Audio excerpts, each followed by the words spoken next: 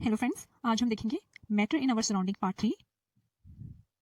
आज हम समझेंगे change of state of matter and evaporation. Last video में हमने देखा था कि मैटर जो है वो मेनली 3 स्टेट्स में एग्जिस्ट करता है, सॉलिड, लिक्विड एंड गैसेस। तो कुछ सब्सटेंस ऐसे होते हैं जो इन तीनों स्टेट में एग्जिस्ट कर सकते हैं। ये कैसे होता है? ये होता है ईदर बाय चेंजिंग टेम्परेचर और बाय चेंजिंग प्रेशर। ऐसा करने पर मैटर्स के पार्टिकल में कोई चेंज नहीं आता है, बल्कि पार्टिकल्स की एनर्जी और पार्टिकल्स के बीच एग्जिस्ट करने वाला फोर्स ऑफ अट्रैक्शन में चेंज आता है, यानी कि कोई भी केमिकल चेंज नहीं होता है। कुछ सॉलिड ऐसे होते हैं जिन्हें जब हम हीट देते हैं तो एक पॉइंट ऐसा आता है कि वो लिक्विड में कन्वर्ट होने लगते हैं। इस फिनोमेना को हम मेल्टिंग कहते हैं। और जब लिक्विड को हम कूलिंग करते हैं तो वो अगेन सॉलिड स्टेट में कन्वर्ट होने लगते हैं। इसे हम फ्रीजिंग कहते हैं। वाटर का एग्जांपल हम सब जानते हैं कि वाटर जो है, वाटर का अगर आप रूम टेम्परेचर पर तो वो लिक्विड स्टेट में होता है, लेकिन अगर आप उसे कूल करते हैं, फ्रीज में रखते हैं, फ्रीजर में रखते हैं, तो वहाँ पे वो आइस में कन्वर्ट हो जाता है। जब हम लिक्विड को हीट करते हैं, बहुत ज़्यादा हीट देते हैं, तो वो गैसियस स्टेट में या वेपर स्टेट में कन्वर्ट होने लगता है। इसे हम वेपराइजेशन कहते हैं। वाटर के ऊपर वेपर्स तो आप सबने ऑब्जर्व करी ही होगी। और अगेन अगर हम गैस को कंडेंस करते हैं या कूल करते हैं तो वो वापस लिक्विड स्टेट में कन्वर्ट होने लगता है। इस प्रोसेस को कंडेंसेशन कहते हैं। अब कुछ सॉलिड्स ऐसे भी होते हैं जो डायरेक्टली गैस में कन्वर्ट हो जाते हैं without converting themselves into liquid. ठीक है, तो जब सॉलिड डायरेक्टली गैस में कन्वर्ट हो जाते हैं तो उसे हम कहते हैं सब्लिमेशन। और अगर हम गैस को कूल करते हैं तो वो अगेन सॉलिड में कन्वर्ट होते हैं और उस प्रोसेस को हम कहते हैं डेपोजिशन। अगर मैं एग्जांपल की बात करूं तो आपने ऑब्जर्व किया होगा, कभी देखा होगा, आपके जो मदर्स होते हैं वो क्लॉथ्स के बीच में एक वाइट कलर के बॉल्स रखते हैं जिन्हें कि नेफ्थलिन बॉल्स कहते हैं। तो वो जो नेफ्थलिन बॉल्स होते हैं उनको क्लॉथ्स को इंसेक्ट से बचाने के लिए रखा जाता है जनरली। लेकिन अगर आप उन्हें कुछ मंथ्स बाद ऑब्जर्व करेंगे तो वो वहाँ पे साइज में या तो स्मॉल हो जाएंगे या डिसअपियर ही हो जाएंगे। तो इसका रीजन यही है कि वो डायरेक्ट सॉलिड स्टेट से गैस स्टेट में कन्वर्ट हुए होते हैं, मतलब वो सब लाइम हो गए होते हैं। अब जो गैसेस है, गैसेस को जब बहुत ज़्यादा हीट किया जाता है तो वो क्या हो जाता है, प्लाज्मा स्टेट में कन्वर्ट हो जाता है। लास्ट वीडियो में हमने देखा था कि जब गैसेस एटम होता है, जिसके सेंटर पे न्यूक्लियस होता है और उसके चारों तरफ इलेक्ट्रॉन रिवॉल्व कर रहे होते हैं, जब बहुत ज़्यादा हीट या एनर्जी मिलती है तो ये जो प्रोटॉन और इलेक्ट्रॉन के बीच में फोर्स ऑफ अट्रैक्शन है वो रिमूव हो जाता है। उसको ओवरकम कर लिया जाता है और इलेक्ट्रॉन जो है वो अलग होकर फ्री इलेक्ट्रॉन बन जाता है। और जो बचा हुआ एटम होता है वो आयनाइज्ड एटम होता है, जो कि प्लाज्मा स्टेट को बताता है। ठीक है, तो ये हो जाता है आयनाइजेशन। और अगर plasma state again gas state में कन्वर्ट हो जाती है, मीन्स के एटम और इलेक्ट्रॉन कंबाइन हो जाते हैं, आयनाइज एटम और इलेक्ट्रॉन कंबाइन हो जाते हैं, तो ये अगेन क्या बना लेता है, गैस, और इसे कहते हैं रिकॉम्बिनेशन। अब inter conversion of state of matter को हम पहले समझेंगे बाय चेंजिंग टेम्परेचर। जब टेम्परेचर 0 डिग्री सेल्सियस से कम होता है, यानी कि -1 या -2 डिग्री सेल्सियस या उससे भी कम, तो वाटर जो है वो आइस में कन्वर्ट हो जाता है। जैसे कि बहुत सारे कोल्ड एरियाज में हमने देखा है, जब टेम्परेचर -डिग्री में जाने लगता है तो वहाँ पे स्नोफॉल होने लगता है, या वहाँ पे जो रिवर में वाटर होता है वो आइस में कन्वर्ट होने लगता है। तो वाटर जो आइस में कन्वर्ट होता है उसे कहते हैं फ्रीजिंग। और अगर टेम्परेचर 0 डिग्री सेल्सियस से राइज करने लग जाए, ज़्यादा हो जाए, 1 2 3 डिग्री सेल्सियस ऐसे बढ़ता रहे, तो आइस जो है वो वाटर में कन्वर्ट होने लगता है, और इसे हम कहते हैं मेल्टिंग। तो वो टेम्परेचर जिस पे कोई सॉलिड लिक्विड में कन्वर्ट होने लगे उसे हम कहते हैं उसका मेल्टिंग पॉइंट, और वो टेम्परेचर जिस पे लिक्विड सॉलिड में कन्वर्ट होने लगता है उसे हम कहते हैं उसका फ्रीजिंग पॉइंट। जब वाटर को 100 डिग्री सेल्सियस टेम्परेचर के ऊपर हीट किया जाता है तो वाटर जो है वो वेपर्स में कन्वर्ट होने लगते हैं, और जब ये वेपर्स कूल डाउन होती है तो ये कंडेंस होकर अगेन लिक्विड्स में कन्वर्ट हो जाती है। अगर आप किसी कंटेनर में वाटर गर्म करते हैं तो वो वहाँ पे आपको उसके ऊपर वेपर्स दिखाई देंगे, लेकिन अगर आप उसके ऊपर एक लिड रख देते हैं, कोई ढक्कन रख देते हैं जिसके ऊपर वो वेपर्स हिट कर रही हैं, तो कुछ टाइम बाद आप देखेंगे जब वो कूल डाउन होने लगेंगी तो वो आपस में कंडेंस होकर लिक्विड के ड्रॉपलेट्स बना लेती है, वाटर ड्रॉपलेट्स बना लेती है, मीन्स कि वो अगेन लिक्विड स्टेट में कन्वर्ट हो गई है। वो टेम्परेचर जिस पे कोई लिक्विड बॉयल होना स्टार्ट हो जाता है उसे हम कहते हैं उसका बॉइलिंग पॉइंट। अब हम मेल्टिंग पॉइंट और बॉइलिंग पॉइंट को एक बार और समझेंगे। तो मेल्टिंग पॉइंट जो है, it is a temperature, constant temperature at which a solid melts to form liquid at the atmospheric pressure. Generally atmospheric pressure increase होने से सॉलिड का मेल्टिंग पॉइंट इंक्रीज होता है, लेकिन वाटर के केस में एटमॉस्फेरिक प्रेशर इंक्रीज होने से मेल्टिंग पॉइंट डिक्रीज होता है।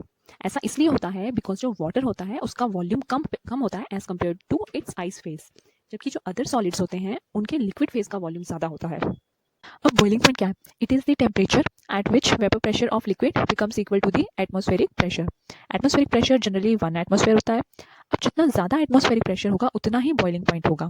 आपको पता है जो हिली एरियाज होते हैं वहाँ पे एटमॉस्फेरिक प्रेशर कम होता है as compare to plain area, जिसकी वजह से वहाँ पे जो वाटर है वो जल्दी बॉयल हो जाता है, मीन्स कि वहाँ पे वाटर का बॉइलिंग पॉइंट कम होता है। अब हम इफेक्ट ऑफ प्रेशर देखेंगे। प्रेशर इंक्रीज करने से क्या होता है, जो गैसेस पार्टिकल्स होते हैं जिनके बीच में फोर्स ऑफ अट्रैक्शन बहुत कम होता है, एक दूसरे से काफ़ी दूर होते हैं, वो धीरे धीरे पास आने लगते हैं, क्योंकि उनके बीच में जो फोर्स ऑफ अट्रैक्शन है वो बढ़ने लगता है और वो गैस स्टेट से लिक्विड स्टेट में कन्वर्ट हो जाते हैं। जब हम प्रेशर को और ज़्यादा इंक्रीज़ करते हैं तो उनमें एक रेगुलर अरेंजमेंट दिखाई देने लगती है, मीन्स कि वो लिक्विड स्टेट से सॉलिड स्टेट में कन्वर्ट हो जाते हैं।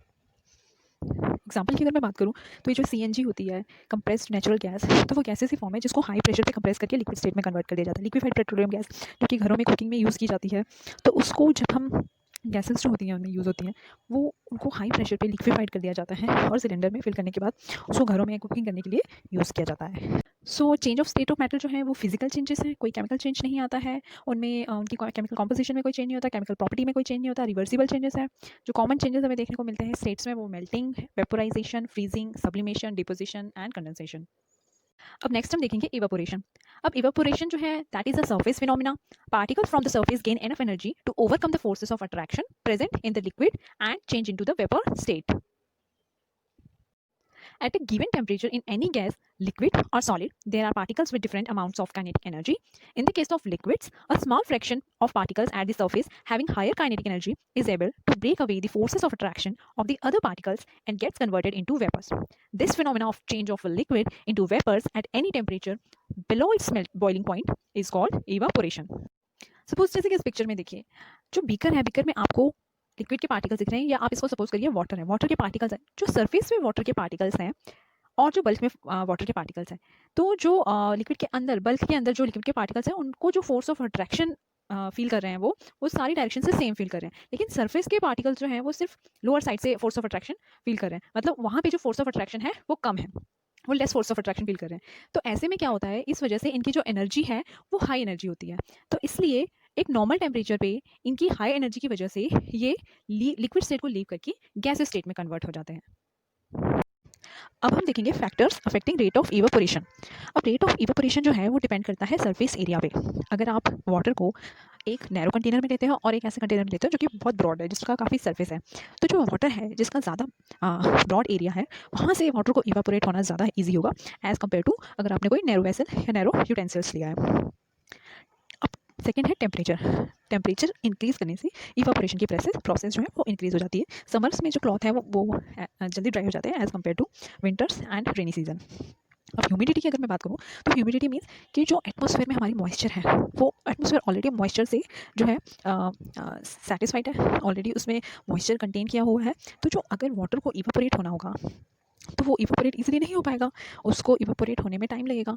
जैसे कि हम रेनी सीजन में देखते हैं, तो रेनी सीजन में क्या होता है, ह्यूमिडिटी काफ़ी ज़्यादा होती है, जिसकी वजह से क्लॉथ्स जो है वो इजीली जल्दी ड्राई नहीं होते हैं। नेक्स्ट है विंड स्पीड।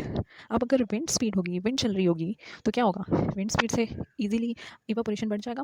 अगर आप किसी चीज़ को एयर दोगे या आप हेयर ड्रायर यूज़ करते हो, तो नॉर्मल जो वो ड्राई होंगे आपके हेयर, या आप एक हेयर ड्रायर से यूज़ करते हो, तो ड्राई होने में फ़र्क तो आता ही है, तो इसलिए विंड स्पीड भी जो है वो इवापोरेशन को अफेक्ट करती है। लास्ट हम देख लेते हैं difference between boiling and evaporation. तो जो इवापोरेशन है वो जो है takes place at all temperature, किसी भी टेम्परेचर पे होने वाली प्रोसेस है, ऐसा फिक्स्ड नहीं है उसके लिए टेम्परेचर।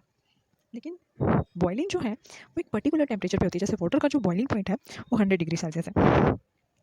इवापोरेशन जो है वो सरफेस पे होने वाला फिनोमेना है, क्योंकि सरफेस के पार्टिकल्स होते हैं जो कि इवापोरेट होते हैं, क्योंकि उनकी एनर्जी हाई होती है, उनकी काइनेटिक एनर्जी हाई होने की वजह से वो इजीली लिक्विड स्टेट को लीव करके गैस स्टेट में कन्वर्ट हो जाते हैं।